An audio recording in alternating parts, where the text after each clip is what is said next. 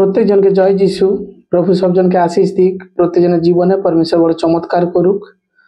আমি পরমেশ্বরের দাস প্রফেট সমীর দাস আজকের এই এপিসোডে প্রত্যেকজনকে স্বাগতম করছি এবং প্রভু প্রত্যেকজনকে আশিস দিক, প্রত্যেকজনের জীবনে পরমেশ্বর বড় চমৎকার করুক। এবং দেখো, আজ একটা সুন্দরতার সময় পরমেশ্বর দিয়েছেন এবং উত্তমভাবে আমরা আত্মিক জীবনকে আজ এই বচনকে দেখবো এবং আত্মিক জীবন আমাদের কেমন করে হওয়া উচিত তা আমরা এই বাক্য দ্বারা জানবো। যতজন তোমরা শুনছো এবং দেখছো, প্রত্যেকজন তোমাদের যতদূর হাত চায় তোমরা পরমেশ্বরের সুসমাচারকে দূর দূর পর্যন্ত তোমরা পৌঁছে দাও, দূর দূর পর্যন্ত মানুষের কাছে পৌঁছাও।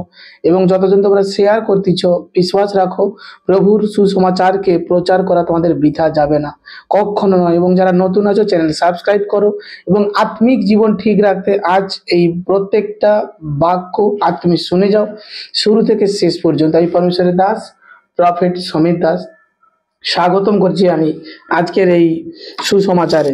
দেখো, আজ প্রত্যেকটা সন্তান আজ আমরা যদি দেখি একাধিক বিষয়, আমরা আত্মিক বিষয়কে যদি দেখি, প্রচুর ব্যক্তি আত্মিক জীবনকে আজকের দিনে হারিয়ে ফেলতেছে, আত্মিক বিষয়কে তারা নষ্ট করে ফেলতেছে। আত্মিক বিষয় তাদের মধ্যে সেই গুরুত্বটা নেই যে আত্মিক জীবনটা কি। হ্যাঁ, বড় বিষয় প্রত্যেকটা ব্যক্তি আজ বিশ্বাসীরা দেখছে কি চিহ্ন চমৎকার, তা তো দেখছে, কিন্তু আত্মিক বিষয়টার দিকে এতটাও কেউ নজর দিচ্ছে না। কিন্তু আজ আমরা যদি আত্মিক বিষয়টা পরমেশ্বরের বাক্য দ্বারা দেখি, প্রভুর বচন দ্বারা দেখি, প্রভুর বচন এখানে আমাদেরকে আত্মিক জীবন নিয়ে আত্মিক বিষয় নিয়ে কি বলছে তা যদি দেখি, অতি উত্তম আর মনোহর বিষয় হবে। আমার প্রিয় প্রত্যেকজন, তোমরা যারা শুনছো, তোমরা যারা দেখছো, আজ প্রত্যেকটা সন্তান এটা মনে রেখো, আমাদেরকে সদা সর্বদা আত্মিক জীবনের দিকে খুব নজর রাখতে হবে। আমাদেরকে সদা সর্বদা আত্মিক জীবনকে নষ্ট করলে হবে না। প্রত্যেকটা মুহূর্তে আমরা যেন আমাদের আত্মিক জীবনকে অনেক আনন্দপূর্বক ভাবে প্রভুর কাছে উৎসর্গ করতে পারি। কারণ কেন? কারণ ঈশ্বর তিনি আমাদের সৃষ্টি করেছেন। আজ ঈশ্বর আমাদেরকে জগৎ থেকে মনোনীত করেছেন, ঈশ্বর আমাদেরকে মনোনীত করে আজ তিনি ধৌত করে পরিষ্কৃত করেছেন। আজ আমার প্রিয়, আজ আমরা ঈশ্বরকে জানার পরেও যদি আমরা আত্মিক জীবনযাপনের মধ্যে থেকে না চলি, আত্মিক জীবনকে যদি আমরা না ধারণা করি, আজ জিনিসটা কেমন একটা বেমানানসই লাগে, তাই না? আজ তাই আত্মিক জীবন নিয়ে দেখো, আমি যদি দেখি 1 করিন্থীয় তার 6 অধ্যায় 19 এবং 20 এখানে বচনে লেখা আছে, দেখো, অথবা তোমরা কি জানো যে তোমাদের দেহ পবিত্র আত্মার মন্দির, যিনি তোমাদের অন্তরে থাকেন, যাহাকে তোমরা ঈশ্বর হইতে প্রাপ্ত হইয়াছ। 20 লেখা আছে, আর তোমরা নিজের নও, কারণ মূল্য দ্বারা কৃত হইয়াছ, অতএব তোমাদের দেহে ঈশ্বরের গৌরব করো। আজ প্রত্যেকটা প্রিয়, প্রত্যেকজন তোমরা ঈশ্বরের প্রিয় সন্তান। আজ তোমাদের দেহের মাধ্যমে তোমরা ঈশ্বরের গৌরব করো, তোমরা ঈশ্বরকে সদা সর্বদা খুশি রাখো তোমাদের দেহ থেকে। আজ তোমাদের মধ্যে সে কন্ট্রোল থাকা চাই, আজ তোমাদেরকে পাপ থেকে দূরে থাকা চাই। আজ দেখো, আজ তোমরা দূর দূর থেকে তোমরা বলছো যে আমরা সচরাচর তো পাপ করছি না, কিন্তু আত্মা বলছে আমরা ভেতর থেকেও অনেক বড় পাপে লিপ্ত হয়ে যাই। ভেতর থেকেও আমরা অনেক সময় গভীরতম গভীর পাপে লিপ্ত হয়ে যাই। আজ প্রিয় বিশ্বাসীরা আজ বলছে, আজ আমি তো দেখাতে কোনো পাপ করছি না, এ পাপ নয়, এ পাপ তো তুমি সবার আগে ছেড়ে দিয়েছো, ত্যাগ করে দিয়েছো। কিন্তু তোমার ভেতর থেকে তোমার চিন্তা ভাবনা সব থাকতে, ব্যভিচার যে পাপ, যে কু অভিলাষ, যে কু মনোভাবনা, তা যে সব থাকতে আমাকে নিচে নিয়ে চলে যাচ্ছে।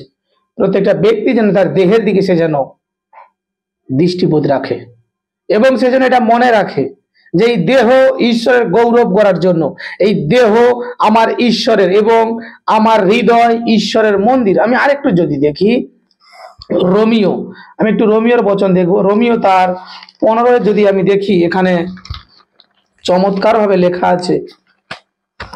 রোমিওর 15 তো তার 13-তে লেখা আছে, দেখো, অনেক চমৎকার ভাবে প্রভুর বাক্য এখানে বলছে, প্রত্যাশার ঈশ্বর তোমাদিগকে বিশ্বাস দ্বারা সমস্ত আনন্দে ও শান্তিতে পরিপূর্ণ করুন, যেন তোমরা পবিত্র আত্মায় পরাক্রমে প্রত্যাশায় উপচে পড়ো। হালেলুয়া।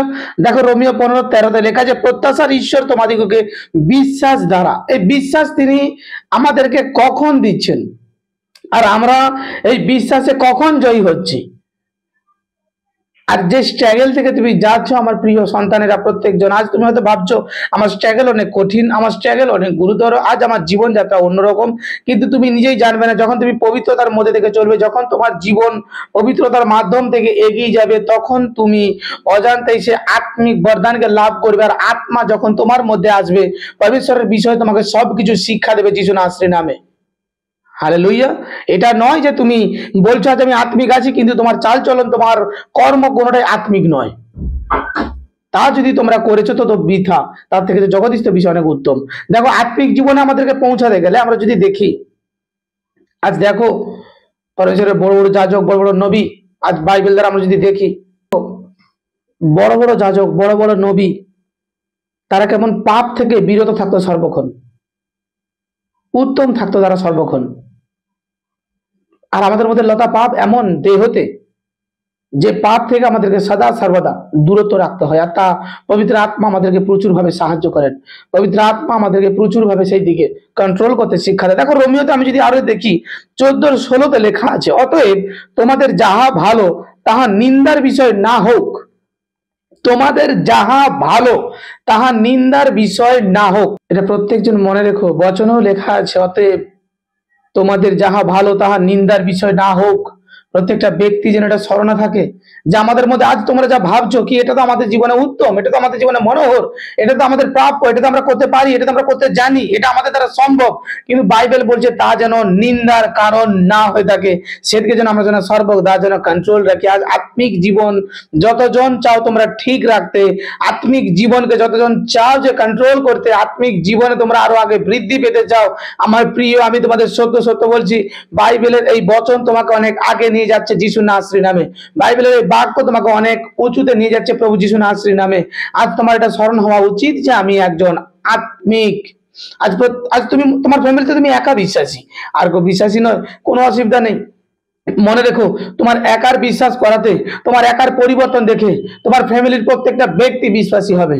আজ তোমার একার যখন পরিবর্তন তারা দেখতে থাকবে তাদের জীবনে, তারাও দেখবে, তোমার পিছন ধরবে আর বলবে চল তোর ঈশ্বরের কাছে আমরাও গিয়ে প্রার্থনা করি। কিন্তু আজ আমরা এই আত্মিক জীবনকে নষ্ট করতে বসেছি। আমি একাধিকবার দেখেছি প্রচুর বিশ্বাসী, আমি আশেপাশে প্রচুর জনকে দেখেছি যারা কিনা শুধু চিহ্ন আর চমৎকার এটাতে খুব খুব বিশ্বাসী, কিন্তু তার মধ্যে থেকে যে আত্মিক জীবন নষ্ট করে দিচ্ছে সে নিজে, তার মধ্যে ধারণা নেই। আমি যদি আরেকটু দেখি এখানে বচন, আমাকে আরেকটু যদি বচন দেখি, দেখো গালাতীয় তার 5:22 এখানে বচনে লেখা আছে, গালাতীয় তার 22 এবং 23 লেখা আছে, কিন্তু আত্মার ফল প্রেম, আনন্দ, শান্তি, দীর্ঘ সহিষ্ণুতা, মাধুর্য, মঙ্গলভাব, বিশ্বস্ততা, মৃদুতা, ইন্দ্রিয় দমন, এই প্রকার গুণের বিরুদ্ধে ব্যবস্থা নাই।